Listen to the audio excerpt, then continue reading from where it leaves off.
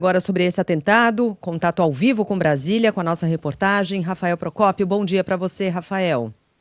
Oi meninas, bom dia a vocês, bom dia a todos que estão com a gente nessa manhã de sexta-feira. Bom, o que a gente tem aqui no Distrito Federal neste momento, tudo que a gente trouxe ontem, analisando tudo que estava acontecendo da manhã até o finalzinho da tarde, aquela questão sobre varredura de bombas e outras situações já foi resolvida por aqui. O que a gente tem não se sabe, pelo menos até quando vai ficar por aqui, para quem está nos acompanhando aqui nas redes sociais da Band News FM, é justamente esse retorno das grades à Praça dos Três Poderes. Toda ela, neste instante, está fechada de ponta a ponta e há também uma outra linha em frente ao prédio do Supremo Tribunal Federal, onde tudo isso aconteceu. A gente ainda não tem essa informação de que se isso vai ser uma medida para o final de semana e para, consequentemente, o feriado, ou se teremos o retorno completo dessas grades. Lembrando que tivemos, no ano passado, um evento com a presença dos ministros do STF e com o presidente Lula de retirada dessas grades, uma tentativa de aproximar a população dos poderes da República. Não sabemos, repito, não sabemos se isso vai ficar por mais tempo. Ainda nós não temos uma resposta tanto aqui do Poder Executivo Nacional, que é, no caso, o Palácio do Planalto, quanto do Poder Executivo Local, que é o Palácio do Buriti, que coordena as ações aqui do Distrito Federal. Por falar no Distrito Federal, ontem a gente já teve um anúncio por parte do governador Ibanez Rocha que seria criada uma divisão de combate a atentados criminosos e antiterroristas aqui no Distrito Federal. Essa informação de que seria criada, ela durou pouco tempo, porque ela já foi efetivada. Já está em curso aqui na nossa capital, essa divisão, de novo, o nome certo dela é de combate a atentados criminosos e antiterrorismo aqui no Distrito Federal. Ela que é composta de 2 delegados e 23 policiais, todos eles da Polícia Civil aqui da capital do país. E por falar também na Polícia Civil, existe uma outra determinação do governador que ainda não está no Distrito Federal, ele estava de licença, quem coordenou todos esses atos, inclusive a gente acompanhou aqui na coletiva na própria quarta-feira, a governadora em exercício, vice-governadora Celina Leão. Existe já essa demanda, essa orientação do governador Ibanez Rocha de que todo o efetivo da Polícia Civil está de sobreaviso aqui na capital, pelo menos até domingo. De novidades, de novos atos, quanto a tudo isso que a gente acompanhou desde quarta-feira, pelo menos por enquanto, pessoal, é isso. Lembrando que as investigações continuam não só por parte das corporações aqui da capital do país, como da Polícia Federal, que agora está investigando se o Francisco Vanderlei ele agiu sozinho, se ele teve apoio de outras pessoas, enfim, é uma investigação longa que já começa a ser conduzida agora de forma nacional, porque ele era do estado de Santa Catarina e estava por aqui há cerca de 4 meses. Rafael, você vem acompanhando tudo desde o começo, né? Desde que esse atentado aconteceu. Ontem a gente conversou bastante, você trouxe aí o porta-voz da Polícia do Distrito Federal, da Polícia Militar, para contar pra gente como é que foi, né? Como é que estava sendo a operação de ontem, como é que foi o primeiro contato depois de que aquele veículo explodiu, né? E a gente ouviu agora há pouco a ex-mulher desse terrorista, a gente chama de terrorista, não sei direito como classificar essa pessoa, mas enfim.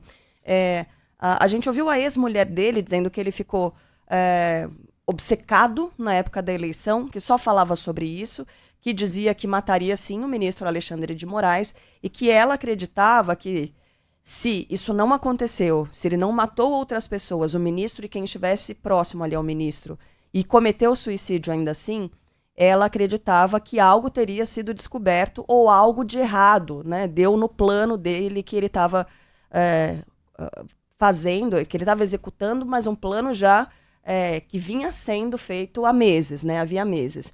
Ontem você contava pra gente que esse carro que explodiu, né, que os fogos que explodiram no carro, eles estavam ali no estacionamento, perto de trailers de alimentação.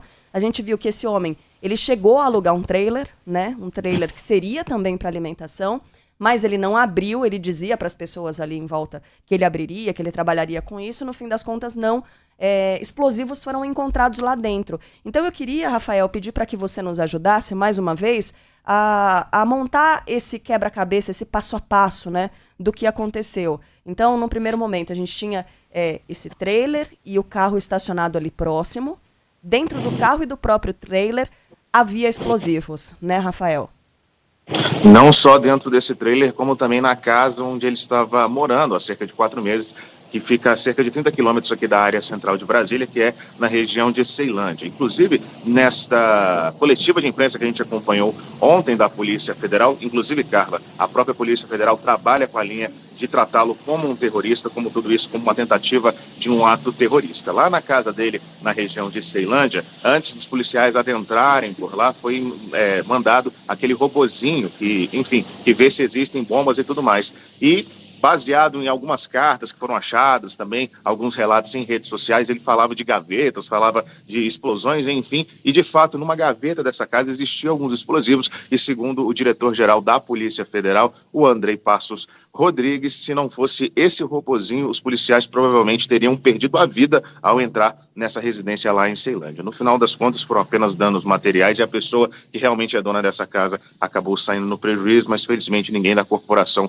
acabou sofrendo nessa ação antibombas lá na região de Ceilândia. Pois é, Carla, o que a gente tem de informação até agora é isso. Ele estava há cerca de 4 meses aqui no Distrito Federal, fazia uma espécie de tour por alguns lugares aqui do Distrito Federal com esse trailer, mas não necessariamente usava. A gente tem algumas imagens também desse trailer sendo, enfim, em alguns outros pontos aqui do Distrito Federal. E juntando tudo isso com que essa ex-mulher, mulher dele, enfim, falou lá na região de Santa Catarina, existia uma fixação mesmo por essa questão política, especificamente contra o governo vigente aqui do nosso país desde 2022, desde tudo aquilo que a gente acompanhou a partir de outubro de 2022. E também, de acordo aí com as investigações da Polícia Federal, ele esteve por aqui em Brasília em meados do mês de janeiro, ou seja, justamente quando aconteceu os atos de 8 de janeiro. Nesse depoimento que a gente acompanhou da esposa, a ex-esposa dele, ela disse que eles não participaram do 8 de janeiro, mas participaram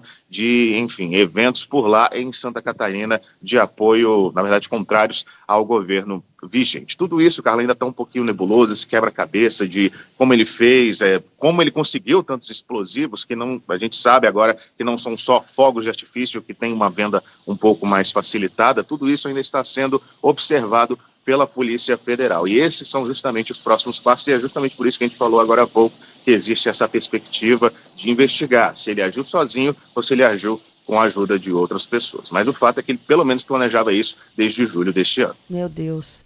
O que poderia ter acontecido, né? Esse homem tirou a própria vida, isso é de se lamentar, é claro, mas imagina se ele arrasta um monte de gente junto, porque esse trailer, Rafael tá dizendo, ele levou esse trailer para outros lugares. Será que ele estava planejando estacionar no meio de uma multidão, explodir aquilo ali no meio das pessoas? Tinha, gente. Nossa senhora, que poderia ter acontecido.